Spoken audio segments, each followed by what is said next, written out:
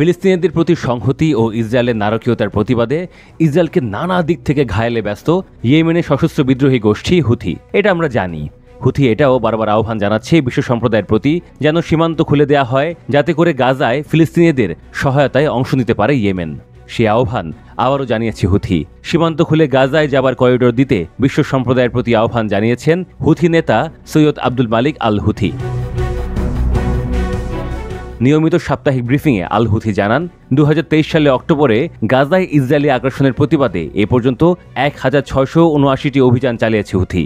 আগামীতে আরও সুদৃঢ় অভিযান পরিচালনা করা হবে উল্লেখ করে আল হুথি জানান, ইয়েমেনি সশস্ত্র বাহিনী তৎপরতায় ইসরায়েলের নৌবন্দরগুলো ক্রমশ অচল হয়ে পড়ছে এবং দেশটির প্রধান ও সবচেয়ে বড় বিমানবন্দরের কার্যক্রম স্থবির হয়ে পড়ছে। ইসরায়েলকে চাপে রেখে কোণঠাসা করতে হুথি বিরামহীন ব্যস্ত থাকবে বলে জোর দেন আল হুথি। এদিকে আজ শুক্রবার আবারও দেশ জুড়ে জমায়েতে ডাক দিয়েছে হুথি। ফিলিস্তিনিদের প্রতি সংহতি জানানো এবং ইসরায়েলের প্রতি নিন্দা ও তার মিত্রদের সমালোচনায় সমাবেশ সহ বিভিন্ন কর্মসূচি আয়োজন করতে ইয়েমেনবাসীর প্রতি আহ্বান জানিয়েছে হুথি।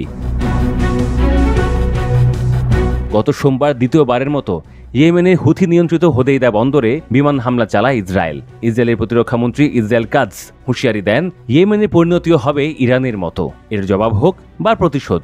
ইসরায়েলে তাৎক্ষণিক ড্রোন ছুড়ে পাল্টা হামলা চালায় ইয়েমেনের সশস্ত্র বিদ্রোহী গোষ্ঠী হুথি। সেটি প্রতিহত দাবি করে ইসরায়েলের প্রতিরক্ষা বাহিনী IDF। এরপর হুথি বরাবরের মতোই ইসরায়েলে হুথির প্রধান লক্ষ্যবস্তু বেন গুরিয়ন বিমানবন্দরে ক্ষেপণাস্ত্র হামলা চালায়, সেটিও প্রতিহতে দাবি করে IDF। মঙ্গলবার ভোর রাতে হুথি ছোড়া ফিলিস্তিন 2 শ্রেণীর ওই হাইপারসনিক ব্যালিস্টিক ক্ষেপণাস্ত্রের কারণে মধ্য ইসরায়েল জুড়ে বিমান হামলা সাইরেন বাজাতে বাধ্য হয় ইসরায়েলি কর্তৃপক্ষ। আবারও প্রাণ নিয়ে লাখ লাখ ইসরায়েলবাসী আশ্রয়কেন্দ্রে ছুটে যেতে বাধ্য হন।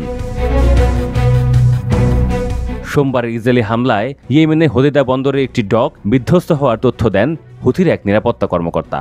ইসরায়েলের প্রতিরক্ষা মন্ত্রণালয় বলছে, আগের হামলায় ইয়েমেনের বিধ্বস্ত অবকাঠামো পুনর্গঠন প্রতিরোধে এবারের হামলার পদক্ষেপ নেওয়া হয়। নাম প্রকাশে অনিচ্ছুক হুথির এক নিরাপত্তা কর্মকর্তাও বলেন যে ইসরায়েলিদের আগের কয়েক দফায় ক্ষতিগ্রস্ত একটি ডক পুনর্গঠন করা হয়েছিল।